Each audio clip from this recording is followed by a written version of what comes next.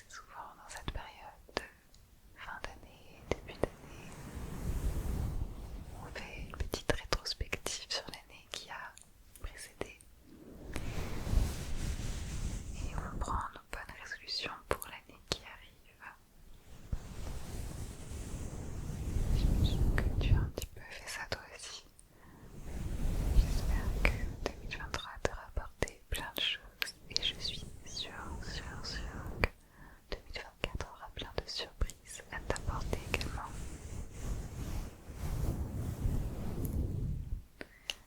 Je me suis dit que j'allais faire ma petite rétrospective avec vous sur cette année 2023 sous forme de Momo Talk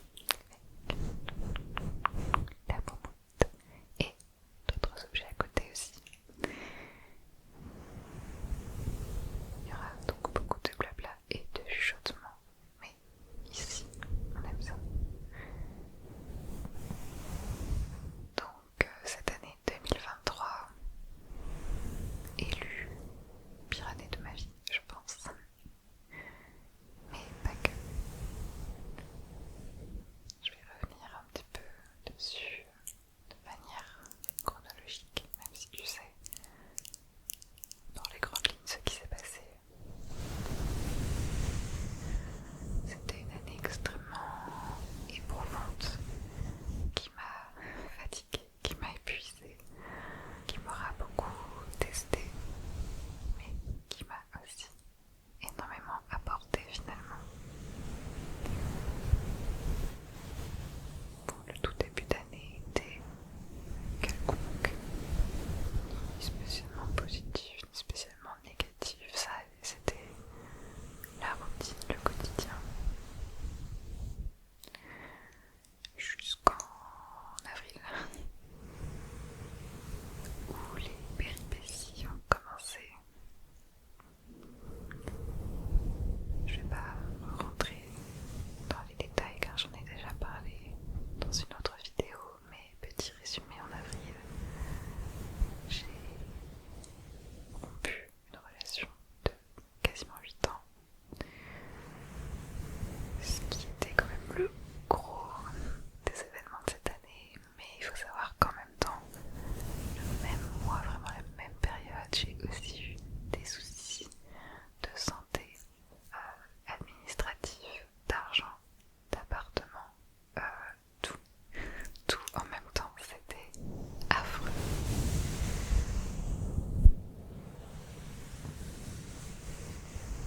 Donc en avril, tout s'est un petit peu effondré autour de moi.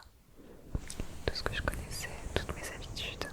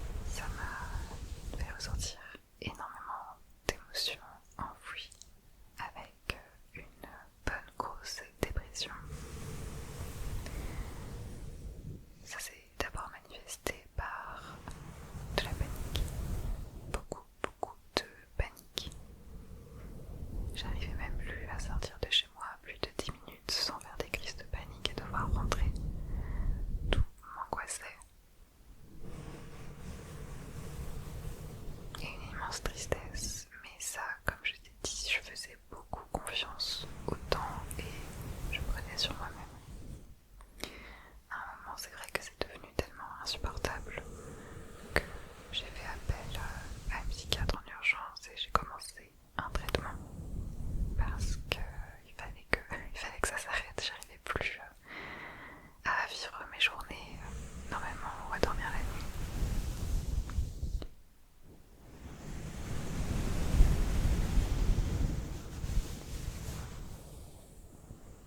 C'est vrai que de base je suis quelqu'un qui a un peu de mal avec le changement, je pense que je suis très stable dans beaucoup de pans de ma vie et donc là d'avoir autant de choses qui s'écroulaient autour de moi d'un coup ça fait trop et mon cerveau un peu pété un câble et j'ai rien contrôlé de ce qui se passait même si je m'y étais préparée une fois de plus.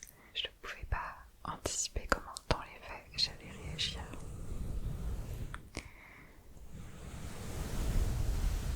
Et donc là, j'ai commencé une très longue phase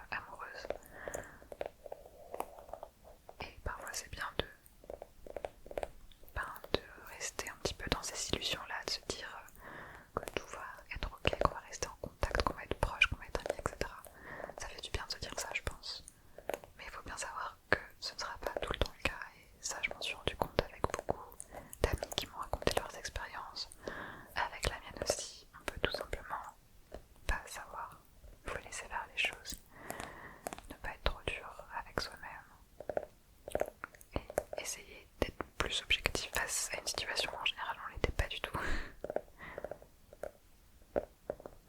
Vraiment, faut pas croire à ce qu'on pense pendant les semaines ou les débuts de mois qui suivent la rupture. Non, faut pas faire confiance à ce jugement.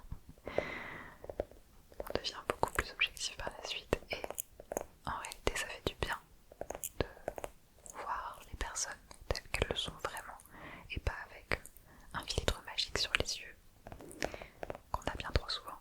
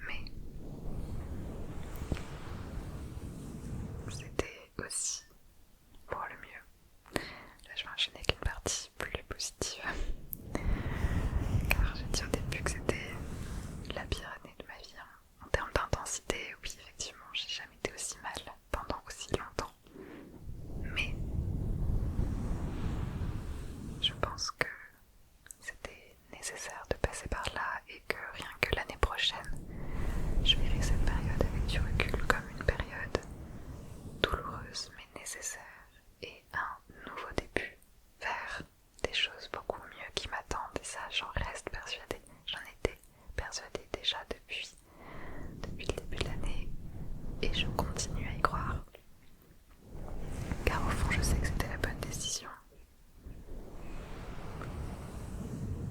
J'ai été très fière de moi d'avoir enfin su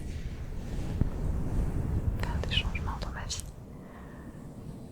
agir pour changer ce qui n'allait pas au lieu de juste attendre, me lamenter et me conforter dans un quotidien confortable mais qui en réalité ne me convenait pas. Je suis très très fière d'avoir réussi à prendre ces décisions, même si c'était extrêmement dur, c'était certainement un des choix les plus durs que j'ai eu à faire. Je suis également très fière d'avoir su ne pas trop me démonter face à cela. Effectivement, j'avais pas prévu de tomber aussi bas. Je ne pensais pas me mettre dans ces états-là, mais à aucun moment je me suis laissée m'enfermer et creuser encore plus. C'est-à-dire que dès le début, même quand ça allait super mal, eh bien, je me suis toujours forcée à avoir un semblant de quotidien, à garder certaines habitudes, à sortir, me forcer à sortir, à voir du monde, voir des amis, à sortir de ma zone de confort, faire de nouvelles choses, m'écouter. Et je dis pas que c'est parce qu'on reste en boule dans son lit pendant des jours que on n'agit pas pour son bien et que on gère mal sa dépression, chacun la gère très différemment. Mais je savais que dans mon cas, si je commençais à me laisser plonger dedans, et si je commençais à faire l'ermite et à ne plus rien faire, j'allais pas pouvoir en sortir. Je le savais et c'est pour ça que j'ai utilisé toute mon énergie pour continuer comme je le pouvais aller de l'avant, même si c'était tellement dur. Et je pèse mes mots, je pense qu'il y a que les personnes qui sont passées par là, qui ont connu des périodes, des longues périodes de dépression qui pourront comprendre de quoi je parle. Parce que même moi je ne le comprenais pas vraiment avant de l'avoir vécu. Mais franchement, je pense que j'ai géré du mieux que je pouvais. J'ai fait tout ce qui était le mieux pour moi et effectivement ça a pris beaucoup de temps. Je suis encore dedans mais j'en sors. Chaque jour j'en sors un petit peu plus. Et rien que pour ça, honnêtement j'en suis fière. J'ai découvert aussi d'autres facettes de ma personnalité que je ne soupçonnais pas forcément. J'ai appris à être beaucoup plus sociable notamment. Moi qui voyais très peu de monde, surtout depuis que j'étais à Lyon, car la plupart de mes amis étaient restés à Paris. Eh bien, j'ai rencontré du monde et j'ai commencé à faire de super sorties, passer des moments incroyables avec mes amis qui ont été un soutien très très précieux pendant cette période et je me suis aperçue qu'en fait je pouvais passer du temps de qualité, fonder des relations de qualité en dehors du couple, tout simplement en investissant beaucoup plus les amitiés. J'avais beaucoup de mal à l'origine étant donné que j'ai des batteries sociales déjà très faibles et que tout simplement je trouvais ça dur de rencontrer des gens, de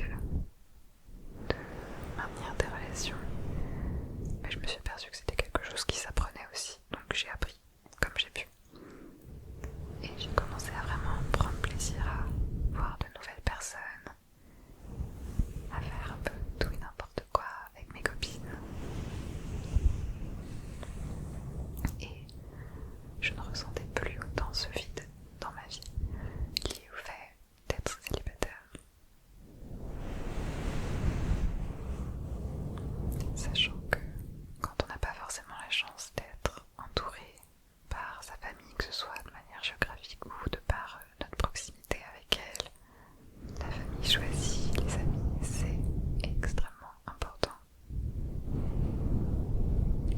que j'aurais pas pu surmonter cette période non plus si j'avais pas fait de chouettes rencontres quelques mois auparavant.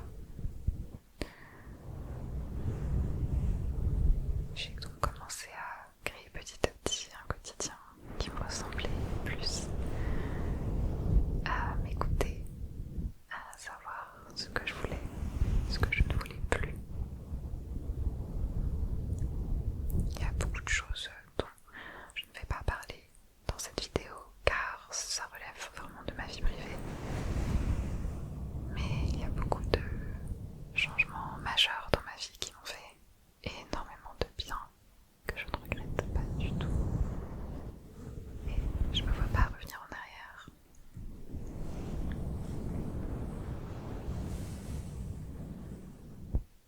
C'est vrai que le fait de sortir tout le temps, d'être sans arrêt entouré, de rencontrer plein de monde, je l'ai beaucoup utilisé comme un coping mécanisme parce que je trouvais ça trop dur de me retrouver toute seule pendant un long moment.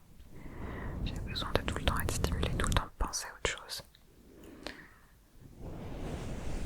Ensuite j'y ai pris goût. Et c'est vrai que je sais que ça va être sur une période assez courte parce que en ce moment je fais des choses quasiment chaque jour. Tout passe très très vite, alors je profite beaucoup, je passe des moments merveilleux et honnêtement je pense qu'en quelques mois j'ai fait j'ai plus de merveilleux souvenirs gravés dans ma mémoire que genre les 2 dernières années et ça c'est super chouette. Mais je sais que sur le long terme ce sera pas tenable à ce rythme là parce que je reste une petite introvertie quand même qui adore passer du temps seule et qui se fatigue assez vite des interactions sociales. Mais j'essaierai désormais de garder un juste milieu plus sain pour moi, de dater petit à petit ce qui me correspond le plus. Et c'est ce genre de changement, cette sortie de ma zone de confort que je n'aurais pas pu faire dans ma vie précédente en fait, tant que je ne faisais pas de choix, donc j'étais immobile, donc je subissais un petit peu la situation. Et je vous rassure, c'était pas horrible hein, du tout, c'est pas ça, mais juste j'étais dans une inertie complète. J'avais pas l'impression d'avancer. Là, j'ai l'impression que une fois que je serai complètement sortie de cette maladie, je soufflerai vraiment un bon coup et je serai tellement contente de tout ce qui a pu se passer cette année, l'année 2023, même si c'était très dur.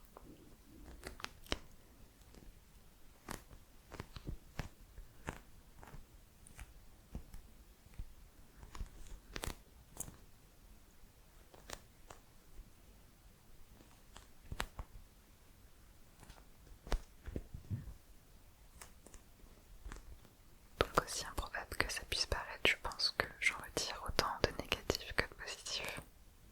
Et j'ai très hâte de voir ce que cette année me réserve.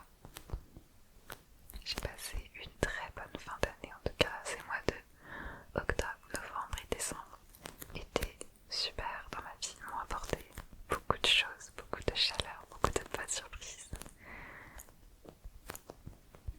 Je suis très reconnaissante de tout ce cercle de personnes qui ont pu être à mes côtés, qui ont pu m'accompagner durant cette année. Très reconnaissante d'avoir eu Pocky aussi, mon petit chat qui m'a énormément aidé, vraiment. C'est pareil, je pense que j'aurais pas pu le faire sans elle. Et très reconnaissante aussi d'avoir pu continuer malgré tout à vous faire des douces vidéos, même si certaines vidéos étaient moins travaillées, que j'avais beaucoup plus de mal à me lancer dans des gros roleplays. Même si effectivement ma vie perso en cette fin d'année a pris un peu le dessus sur ma vie pro, je pense que j'en ai eu besoin, tout simplement. J'ai toujours, depuis le début de cette chaîne, continué à tourner des vidéos 1 ou 2 fois par semaine, quoi qu'il arrive. Et il s'en est